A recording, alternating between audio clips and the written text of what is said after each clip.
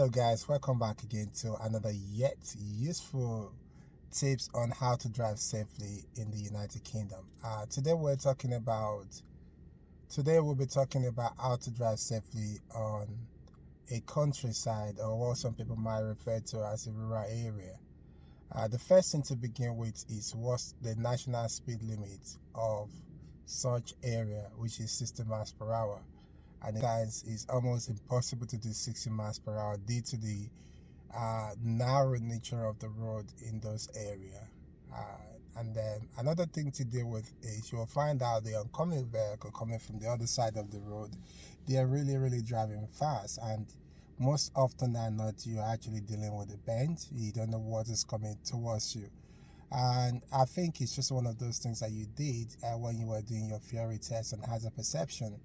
You would anticipate there is an hazard coming around the bend that you can't see. So what you have to do well in advance before that bend, you want to drop your speed, just in case someone is flying at 60 miles per hour towards you. You want to put yourself in a position that if any of such happen, you are in a better position to stop the car safely without or by avoiding a collision.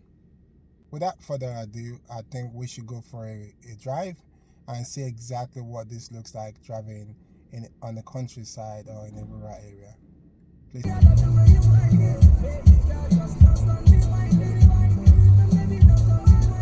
So at the moment I'm just reversing out of the car park, as you can see, of a farm, and I would be joining the next.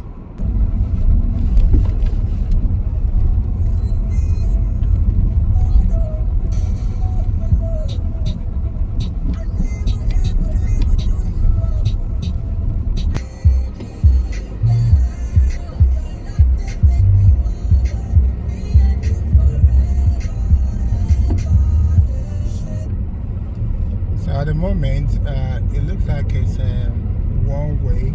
It's almost impossible for any oncoming vehicle to go past me at the same time. Such is the nature of driving on the countryside. If anyone is coming towards me at the moment, sometimes you're going to have to reverse back to like for example, there's a car coming towards me now, so it's almost impossible for two of us to go past at the same time. So I'm choosing to reverse the car, and I'm going to look for like a space on the left to tuck in so that he can go past me safely, and then I can continue to. So as we speak, I'm trying to reverse the car, and I'm also checking there's no one coming behind me. So I'm guessing there is a space on the left to tuck in. As I reverse, I'm being careful with the bushes around me as well. So I'm gonna tuck in somewhere here on the left, just before it gets to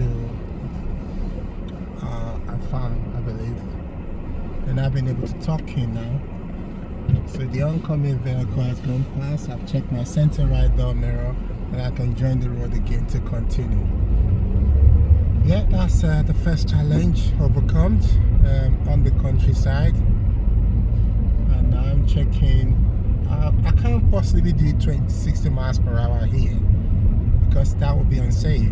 At this point, if anyone comes up now, there is a space on the right hand side that they can tuck in, so I can go past them. So it's where the bend is actually is. So check my mirror. I've only slowed down there to show you guys where the space is on the right hand side. So if I check my center right door mirror, I carry on. This is a slight bend. I can pick up the speed a little bit here. Again, we can tuck in here where the gate is if there's any oncoming vehicle, but there is none. Can also tuck in here somewhere on the left hand side, but there's no one coming at the minute. I can carry on. So as we speak, I'm doing 25 miles per hour, heading towards 30 miles per hour, which is about the highest I can do. Turning around here.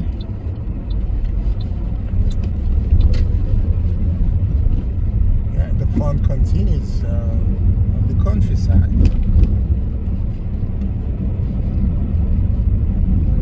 There are residential houses around here, so I believe people will probably want to keep it down to 20 thereabouts to make sure that there's an oncoming vehicle. Hopefully, luckily I should say, there's a space on the left there for me to pull into.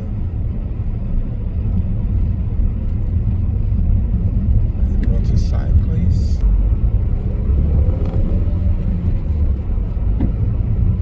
So at the moment there is no oncoming vehicle. I'm doing 20 miles per hour.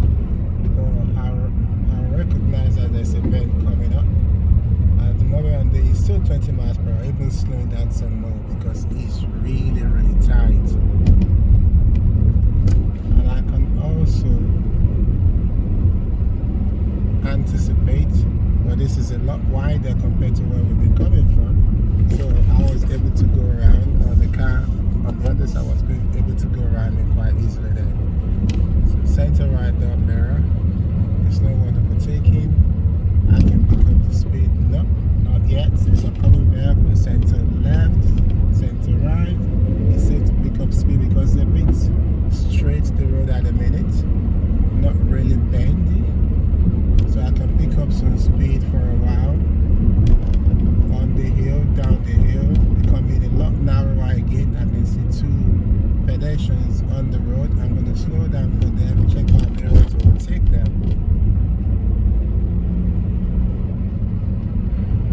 So there's not really much on the countryside driving other than you need to be cautious that there could be cars coming on the other side of the road that you couldn't see due to the narrowness of the road or the tightness of the road and due to the bend sometime.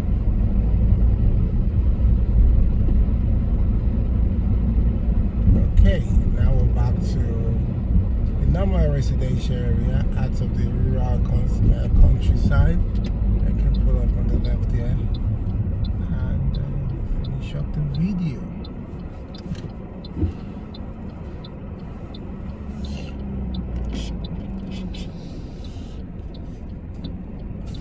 So in summary, guys, when you're driving around the countryside or the rural areas, you just need to keep your speed at the barest minimum.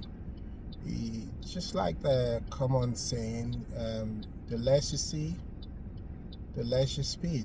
The more you see and it's safe, the higher your speed, as long as you haven't done the speed limit. Of course, the council can use their discretion to limit the national speed limit, maybe to about 20 to 30 miles per hour, especially in those areas where there are residential houses, to 20, 30 miles per hour for safety. Or if you can't see any sign there, people believe that national speed limits suffice, that you have to do 60 miles per hour. But if it's not safe to do 60, you gotta do the appropriate speed for the road, considering the number of the hazard, the level of the hazard on the road, and the type of the hazard. Most often than not, for countryside, the type of the hazard you're dealing with would be the fact that the road is narrow, the fact that you're approaching a bend, you can't see much into the bend, the fact that you have to recognize that there could be an oncoming vehicle coming from the other side of the road, and worst case scenario, what if they're coming on a very high speed? So the speed you'll be using around that bend, around the countryside, should be speed good enough for you to stop in good time, supposing someone is flying towards you on the other side of the road. I hope that helps. Whenever you find yourself on the countryside, you know what to do. Hopefully you won't get one of those during your driving test. And please consider subscribing, consider sharing this video, liking this video, and until I see you the next time, I wish you all the very best of luck. Thank you. Bye.